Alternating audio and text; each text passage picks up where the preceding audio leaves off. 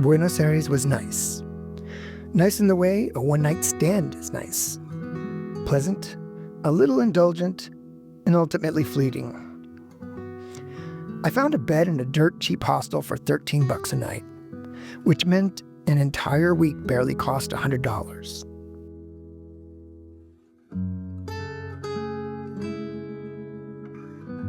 It's a lovely town that I didn't even begin to explore. But it isn't what I came down to Argentina for. So when the first opportunity for work came knocking, I took off. I flew south, way south. As the plane dipped into El Calafate, I saw it. Patagonia. Vast, empty, and defiant.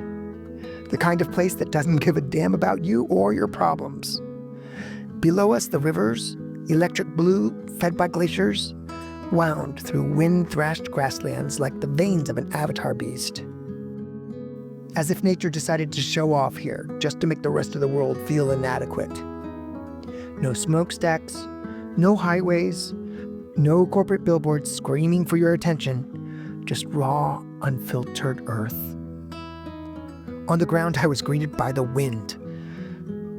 Some of the smaller passengers struggled to make their way across the tarmac as they battled the gusts. I laughed and leaned forward, pushing my way against nature's aggression. The wind like a slap across the face. A welcome one, crisp, relentless, and mercifully free of the heavy, stagnant heat of Buenos Aires. But the journey wasn't over yet. Next, a 3-hour bus ride north to El Chaltén, a village I had seen in photographs and just kind of knew for sure I would get there someday. As my bus began its journey, there was a knot in my gut, a swirling cocktail of emotions. There was a feeling of excitement, of finally setting foot in Patagonia. There was a low-grade anxiety of keeping my budget in check. There was this feeling of hunger because I hadn't eaten anything substantial that day. And then there was also a feeling of suffocating dread, the kind you get when you've spent too much time doom scrolling through the news back home. Friends told me to shut it off, to step away from the digital abyss, and I know they're right, and I will try the best I can. Outside the bus window, the rolling hills gave way to cliffs, towering, ancient, indifferent. And then, just as I was about to pull the curtain closed and get some rest, they appeared, the mountains of El Chaltén. Even from 80 miles away, they reached out and took my breath.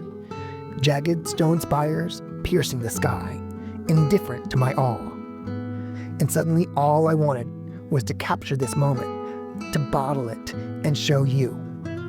For years I had sworn the Faroe Islands were the most beautiful place I had ever been. Patagonia was stepping into the ring, fists up and ready to fight for that title. As the bus lurched closer, the monoliths grew taller, sharper, more menacing.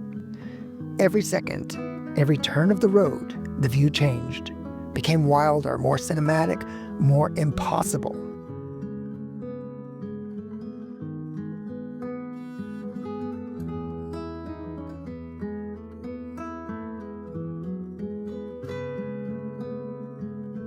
El Chaltén doesn't so much welcome you as it dares you.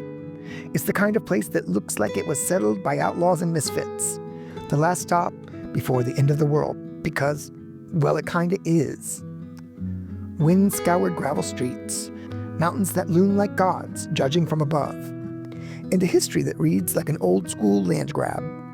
Argentina, in a fit of geopolitical chest-thumping, stamped this little frontier town onto the map in 1985, just to stick it to Chile in a long, simmering border dispute. First, they sent in the bureaucrats and the border guards. Now, it's trekkers and climbers, the latter lured by the siren song of Fitzroy's near-mythical granite spires.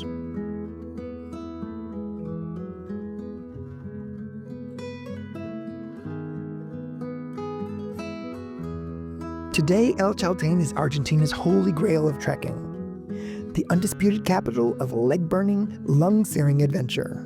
500 hardy souls live here full-time, bracing against the wind and the seasonal invasion of 60,000 hikers, climbers, and self-styled adventurers who come seeking enlightenment, or at least a killer Instagram shot. Backpackers love this place. They also love to complain about it, because for all its dirtbag charm, El Chaltén is not cheap. In Buenos Aires, I found a bed for $13 a night.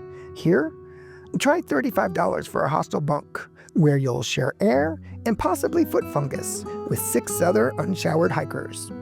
Food? That $1 beer and $3 burger you found in some Southeast Asian beach town? Yeah, try $25 for a burger here, because apparently altitude and isolation, and a little something extra for the patty. Still, they pay it. They all do. The mountains call, and even the stingiest of travelers pony up. No one is here to party. They're all here to suffer, uphill, at altitude, in weather that can turn on you like a scorned lover. But El Chaltén, for all of its quirks, is worth every blister, every overpriced meal, every night spent in a tiny bunk listening to some German dude snore like a chainsaw. This place is raw, real. It doesn't coddle you. It doesn't care if you're comfortable. It's waiting, watching, daring you to come and see if you've got what it takes. And maybe, just maybe, it'll take your breath away, literally and figuratively.